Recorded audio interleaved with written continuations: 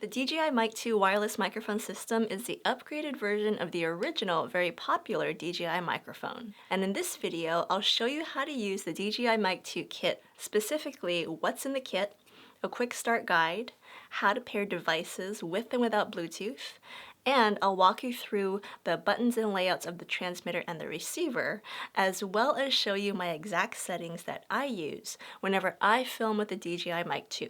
First off, what's inside of the kit? There are two versions of the DJI Mic 2 kit.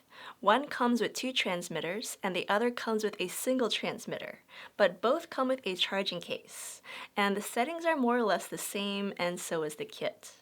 Now everything comes in a zippered protective case, which can also be used to carry the included accessories. Windscreens for each transmitter, a USB-C charging cable to charge the case as well as offload any recordings on the transmitters, and a 3.5mm cable for connecting the receiver to the camera. Inside of the charging case, you'll find the transmitters with their built-in microphones and the receiver, plus a USB-C and Lightning adapter to connect the receiver to phones or a computer. Now, if you don't have time to dig in through all of the settings, you can easily plug and play this mic kit without digging deep. But I do recommend taking the time to learn the settings to get the very best audio quality. But to quick start it, just take the receiver and connect it to your camera of choice. Use the included 3.5mm cable to plug into a camera with a standard microphone jack. Or take the receiver and remove this little plastic bit and replace it with the USB-C or Lightning dongles if connecting to a phone. Next, take the transmitter and either clip it to your shirt or use the included magnet to do so, and you're pretty much good to go. Now, unlike the original DJI mic, the DJI Mic 2 transmitter can also connect wirelessly via Bluetooth to specific devices like phones, the DJI Pocket 3, or the DJI Osmo Action 4. If you only have the Mic 2 transmitter, or you want to use the transmitters in your Mic 2 kit to connect via Bluetooth, here's how to do it. Power it on and make sure that the indicator light above the link button is blue. If it's green, it's in receiver pairing mode, so press and hold the red record button for 3 seconds until the light turns blue. Make sure the device you want to connect to is in Bluetooth pairing mode. And on the transmitter, hit the link button until it starts flashing blue. You should now be able to find the device and connect it via Bluetooth to your camera of choice. You know it's successful when the light turns a solid blue. You can now use the transmitter wirelessly without having to connect the receiver to the camera, although you can do that too if you'd like to. Now just note that for now this is optimized to work with smartphones, the Pocket 3, and the Osmo Action 4. Next, here's how to pair the devices. Now, by placing the transmitters and the receiver in the charging case, they automatically link to each other. But if for some reason you have to manually link them, press the link button on the transmitter for 2 seconds, and then go over to the receiver and swipe down, and go over to receiver settings and link device, and tap on link to start linking. So that was the quick start version of the DJI Mic 2. But if you want to get the most out of this mic kit, let's take a closer look at all of the pieces.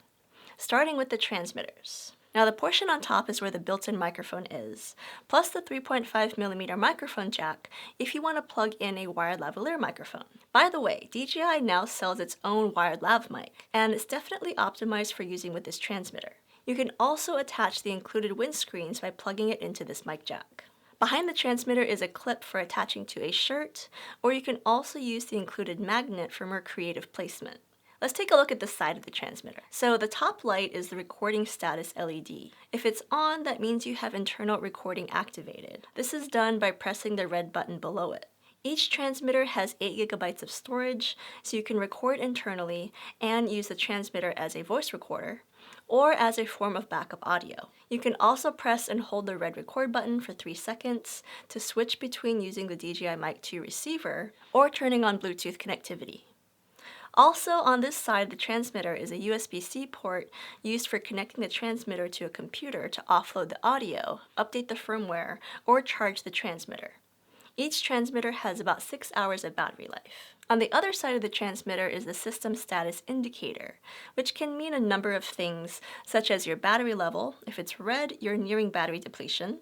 When it's a solid green, it's all good, but if it's slowly blinking green, this means it's not linked to the receiver. And a quick blinking means that it's in the process of linking. This indicator light can also be blue when connecting to Bluetooth, or yellow when noise cancellation mode is enabled. Now, if you want to enable noise cancellation, just tap on the power button.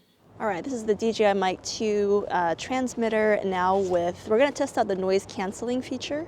So this is with it turned off. Now I'm going to go ahead and turn it on.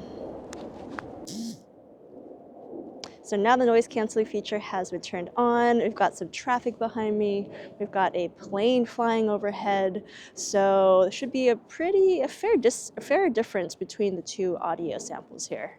Now I'll go ahead and turn it off again, so you can hear what it sounds like with the noise cancellation turned off.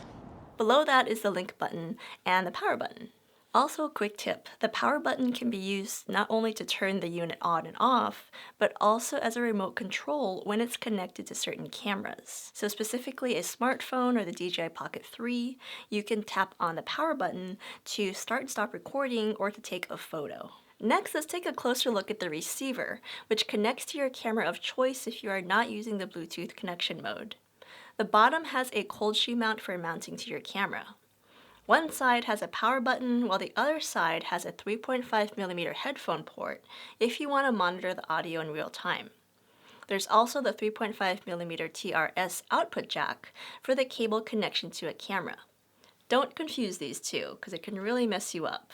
On the back is a USB-C port for updating firmware, connecting the unit to a computer, or charging it. There's also a charging pad for when it's inside of the charging case, and an expansion port. To use the expansion port, just slide off the plastic bit, and now you can connect to the included USB-C or Lightning adapters to connect the receiver to a phone.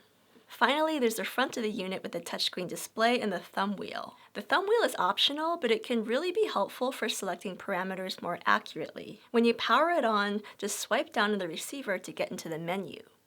Let's go over these menu settings. There are quite a few of them. First is receiver settings.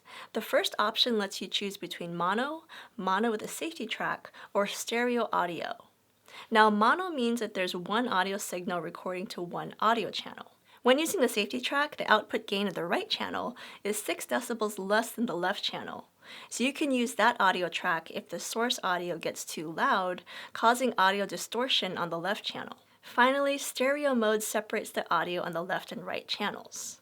Personally, I always shoot in stereo audio, especially if I have two transmitters connected, because this allows me to edit each audio track separately if needed.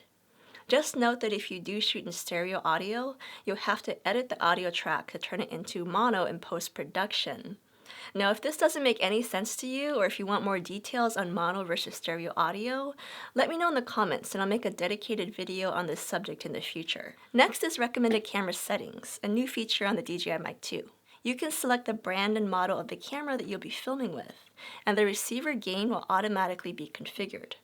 Audio gain is like volume control for audio signals, allowing you to make the sounds louder or quieter as needed. This particular feature is good to use because most cameras have built-in microphone gains that are built in, and they're quite different. So just note though that it's only limited to major mirrorless cameras at the moment. Speaking of receiver gain, if you want to adjust it manually, you can do so here by moving the slider either with your fingers or the thumb wheel. I typically leave this at 0, and I adjust the gain for my individual transmitters, which I'll talk about in the next section. Next is volume, which determines how loud the sound is when you have monitoring headphones attached to the receiver. The next setting is power on-off camera simultaneously. I have this enabled so that whenever the receiver is connected to the camera, it automatically powers on and off in sync with my camera. This saves me not only battery life, but also time, because I don't have to manually power the receiver off. The next setting is auto off, and this is also good to have enabled because then the receiver will automatically turn off if it's not linked to a transmitter within 30 minutes after turning on. The final setting here is link device, which you would only use if you want to manually link the receiver to the transmitter. Now let's swipe up and go back to the main menu and select transmitter settings. First is low cut filter. When this is turned on, the transmitter filters out low frequency sounds and noises, making for cleaner audio. I like to have this enabled. Next is transmitter gain. You can either increase or decrease it. Like I said earlier, I like to adjust this gain rather than my receiver gain because I can fine-tune the gain for each transmitter. Now, the exact gain level that you use depends on how naturally soft or loud your subject is. Personally, I have a softer voice, so I typically bump my gain to +5 decibels, while my partner Martin has a naturally louder voice, so we typically decrease his gain to -3 decibels. Just be sure to experiment to find the right gain levels for you. Next is 32-bit float recording, which I always have enabled. It's like a safety track because now each transmitter independently records audio files in 32-bit float, which gives you a wider dynamic range for audio editing, and it also helps prevent audio clipping or distortion if your audio gets too loud. Now we're going to do a sound test with 32-bit float, which is a new feature on the DJI Mic 2 transmitter. It does record as a separate audio file on the transmitter, so you will have to take it off and sync it with the audio. But the benefit is that if we get really, really loud, I get super close to this microphone, then it sounds really bad if you don't use 32-bit float. But if you have 32-bit float enabled, then it can really save your audio. If you do have this enabled, the 32-bit float audio file is recorded directly to the transmitter, so you will have to connect the transmitter to a computer to offload that audio file. Next is recording stop lock. If this is on, then you can't press the red record button on the transmitter to stop internal recording. This can be a good safety feature if you plan to record audio directly to the transmitter, and you think that you or your subject might accidentally press the button and turn off recording. Personally, I tend to leave this off. Next is auto record. So if this is turned on, the transmitter automatically starts internal recording when it's turned on. I also leave this feature off, but it could be very helpful if for some reason you always want to record internally to the transmitters. Storage is the next setting. You can tap each transmitter to find out how many recordable hours are available, as well as to format or erase the recordings on each transmitter. The next feature is one of my favorites on the DJI Mic 2, and that is vibration notifications. If turned on, the transmitters give you a subtle vibration to verify when they have turned off and on, when they start and stop recording, and when noise cancellation is turned off or on. It's nice to have vibration because it's quiet, and it's another way besides looking at the LED indicator light to verify that certain settings are taking effect. Now, speaking of LED lights, that's the last transmitter setting. When turned on, the two LED lights, the recording status indicator and the system status indicator lights, will be turned on the transmitter. But if you don't want the lights to be active, you can turn this setting off. But if you do, you definitely should make sure that the vibration notifications are turned on so you can know the status of your transmitter. So that's it for transmitter settings. Now swipe up and go to General Settings on the receiver. These are pretty simple and quick. First is brightness to control how bright the OLED display screen is. Next is language to determine what language your settings are in. There are 15 different languages to choose from, which is pretty impressive. I personally choose English. Next is date and time. It's important to have this be accurate so you can properly sort through any internal recordings on your transmitter. Factory reset is next. Tap to reset everything to default and to delete all of your current settings. And finally, we have version, where you can find the serial number and the firmware versions of the receiver and the transmitter. It's important to make sure that all of your units have the most current firmware version, which you can verify on the DJI website. And there you have it, a complete settings guide for the DJI Mic 2 kit. That was a lot of information, but I really hope it helps you get the most out of using your new wireless microphone system. I've been using it for the past month and I've been extremely impressed with it. It's easily become my go-to wireless microphone system for filming my videos. But you guys let me know if you have any questions in the comments below, and stay tuned for more wireless microphone system reviews and comparisons. Thanks for watching, and I'll see you in the next video.